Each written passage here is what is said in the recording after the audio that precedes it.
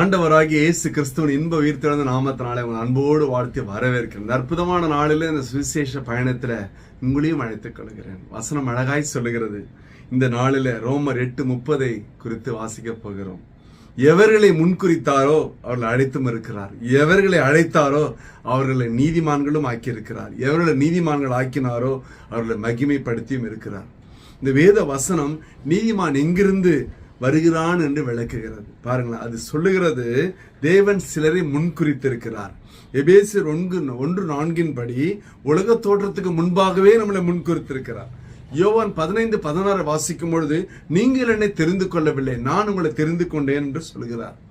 அப்படி என்றால் நம்முடைய வாழ்க்கையில் தெரிந்து கொண்ட நம்மை நீதிமான்களாய் மாற்ற வேண்டுமானால் பரிசுத்தம் இல்லாத நம்மை பரிசுத்தமாய் மாற வேண்டும். நாம் பரிசுத்தம் உள்ளவர்களாய் காணப்பட வேண்டும். 1 கொரிந்தியர் 6:11 சொல்லுகிறது, உங்களில் சிலர் பரிசுத்தமற்று இப்படிப்பட்டவர்களாய் இருந்தீர்கள், ஆயினும் கர்த்தராகிய இயேசுவின் நாமத்தினாலும் நம்ம தேவனுடைய ஆவியினாலும் கழுவப்பட்டீர்கள், பரிசுத்தமாக்கப்பட்டீர்கள், நீதிமான்களாக்கப்பட்டீர்கள். இப்படிதான் நீதிமான் உருவாகிறான். அசுத்தமாய் இருந்த நம்மை அவர் வெளியேறப்பட்ட நாமத்தினாலும் அவருடைய பரிசுத்த ஆவியினாலும் நம்மை கழுவி பரிசுத்தமாக்கி நீதிமான்களாய் மாற்றி இருக்கிறார்.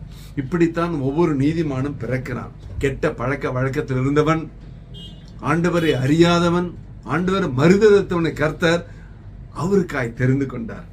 அப்படி என்றால் நம்முடைய வாழ்க்கையிலே இந்த நீதிமானை குறித்து ஆண்டவருடைய விருப்பம் என்ன தெரியுங்களா? யோபு 9:10 சொல்கிறது, ஆராய்ந்து முடியாத பெரிய காரியங்களையும் எண்ணி முடியாத அதிசயங்களையும் அவர் செய்கிறார். நம்முடைய வாழ்க்கையில ஆராய்ந்து முடியாத இது வரணும், புத்திக்கு, அறிவுக்கு, ஞானத்துக்கு, படிப்புக்கு எட்டாத காரியத்தை செய்ய விரும்புகிறார். ஆனா நம்ம உடனே என்னத்தமா சொல்லுவோம், நான் நீதிமானா இருக்கிறேனே, ஒழுங்கா சர்ச்சைக்கு போறேனே, ஒழுங்கா காணிக்கை கொடுக்கறேன், ஊழியம் பண்றேனே, எனக்கு எவ்வளவு பிரச்சனை இருக்குது, போராட்டம் இருக்குது, கஷ்டம் இருக்குது, நஷ்டம் வருதுன்னு சொல்லுவோம். இன்னும் என் குடும்பத்துல நல்லது நடக்கவில்லையே என்று சொல்லுவோம். ஆண்டவர் சொல்றாரு சங்கீதம் 34:19, நீதிமானுக்கு வரும் துன்பங்கள் அநேகமா இருக்கும், கர்த்தர் எல்லாவற்றிலும் நின்று அவனை விடுவிப்பார். ஆமென், ஹல்லேலூயா. பயப்படாதீங்க, ஒரு நாளும் உன்னை விட்டு விலகாதவர், உன்னை கைவிடாத கர்த்தர் சொல்லுகிறார், நின்று எல்லா பிரச்சனையில அவர் கூட நின்று உன்னை விடுவிப்பேன் என்று சொல்லுகிறார். ஏன்னா வசனம் சொல்லுகிறது ஆராய்ந்து முடியாத பெரிய காரியம், எண்ணி முடியாத அதிசயம். அப்ப நம்ம வாழ்க்கையில எப்பவுமே ஆண்டவர் நம்ம வாழ்க்கையில செய்ய விரும்புவது நீதிமானாய் மாறின உடனடியாய் யோபு 37:5 அப்படியே நிறைவேறுகிறது. நாம் கிரகிக்க கூடாத பெரிய காரியங்களை செய்கிறார். அப்ப பாவ பழக்கத்திலிருந்து வெளியே வர வேண்டும், அடிமை தனத்திலிருந்து வெளியே வர வேண்டும்.